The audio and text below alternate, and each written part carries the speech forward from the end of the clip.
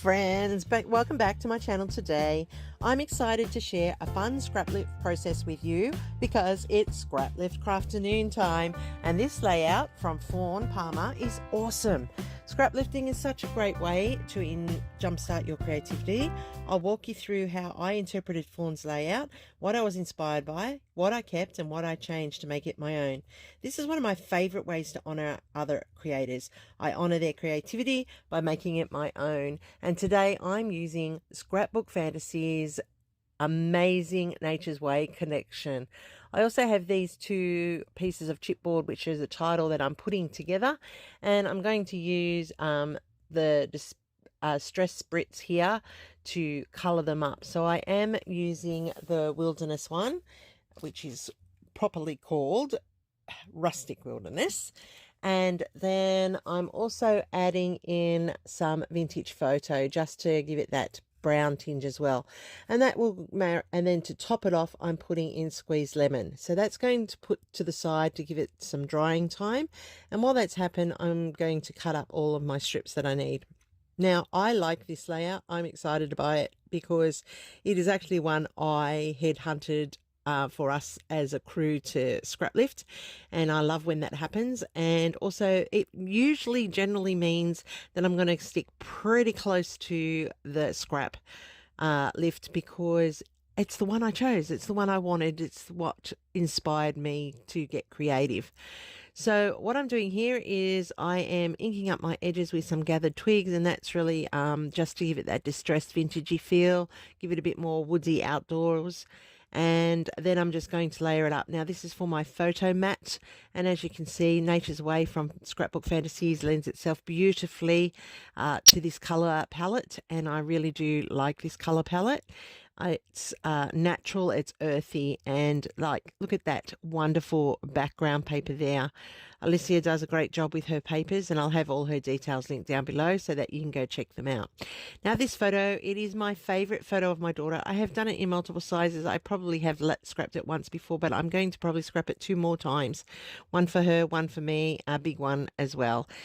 So it's like I said, one of my favorite photos. She's so carefree, so wonderfully oblivious to everything around her and enjoying her moment with nature and the leaves in autumn.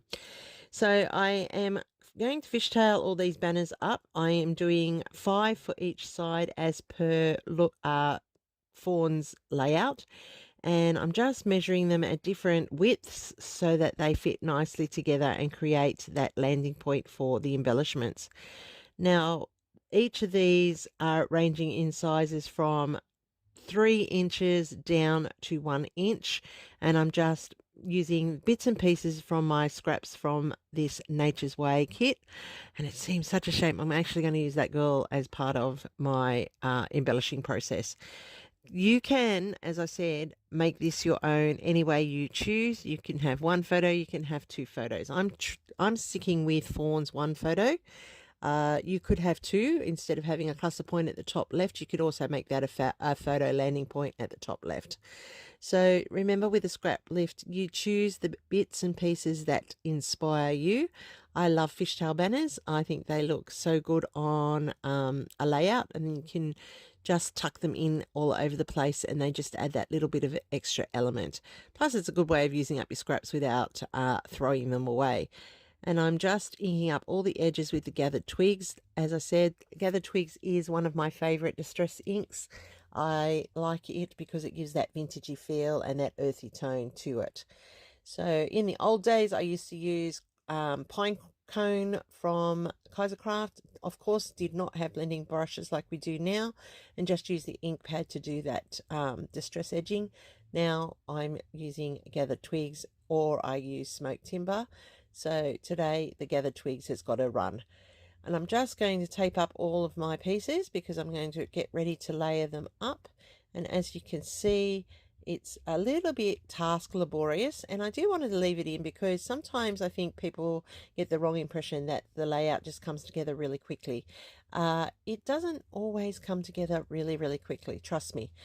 There are layers, there are decisions, there are cutting, there is searching your stash for the right piece. So, you know, like, yes, you might get this video today. This video is 11 minutes long, but in reality, when I actually did this layout, it was well over an hour in production of making it come together. So I cut out all the pieces where I'm procrastinating and where I'm figuring things out. And so you just get the best parts of the process. But please be well assured that it does not just happen in 10 minutes. I am not a fast scrapbooker. I am a procrastinator. I think about it. And as you can see, when you can see me moving my fingers like that, I'm thinking about what's coming next. Where am I going next? Now, I fussy cut out a whole lot of the embellishment parts from this range, and I have them in a little envelope there. And I'm just going to mix and match and play together with it to see how I want it to fit in on the layout. Now, I am inking each of those as well to take away that harsh white edge and allow it to blend in with the layout. And I'm just going to layer it up. Now, Alicia has put in like a doily print piece, which was perfect because on Fawn's layout she's got doilies, so I'm just putting that semicircular piece in to match what Fawn has done.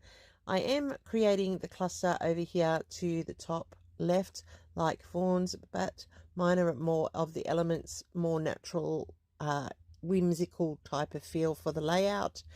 Then I'm putting in the second half of that semicircle there, and I'm just going to put in this back profile of that girl because it's like you captured them in the moment, and that's what I did with my daughter in this photo. So I just feel that it was a great place for that to sit and built that whimsical feel for the layout.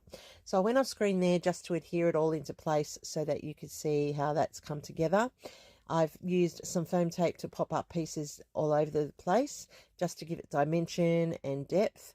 You can see I popped the book, I popped the butterflies, I've popped some of the mushrooms, and look, it just comes together so beautifully. As I said, this layout, this piece of what do you call it, this whole collection just mixes and matches beautifully and just comes together and matches the photo.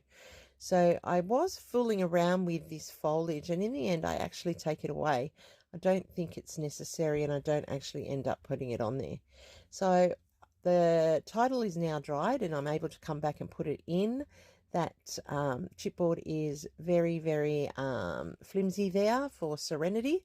So I want to get it on before it loses any more of its shape. And look how beautiful that dried with those three colors on there, and perfectly matches the color scheme of the layout. So mix and match your spritzers. Don't be afraid to do it. Just you know, just layer them on top. It just gives you that right color that you want on your color palette. And I find that by mixing my colors, I'm actually really going to get closer to what I need. I'm using my Nuvo Deluxe here to adhere this down.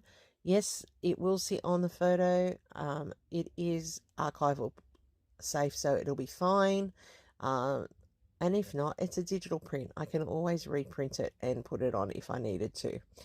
And like I said, I am combining two pieces of chipboard. This too comes from Scrapbook Fantasies, where they use really good quality chipboard to create amazing titles and pieces that you can just mix and match to your layouts. So once this is in place, then I can go off. Now I will tell you, here I had a bit of a camera issue because it was in the middle of catering for my son-in-law and daughter-in-law and a son-in-law. I don't have a daughter-in-law yet.